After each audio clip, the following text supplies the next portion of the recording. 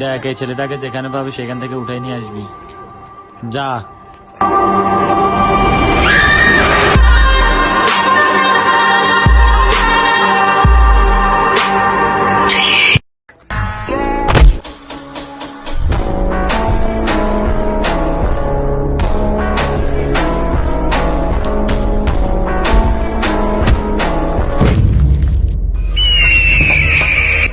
কিরে তোর এত বড় কলজা, তুই আমার ছোট ভাইয়ের গায়ে হাত দিলি?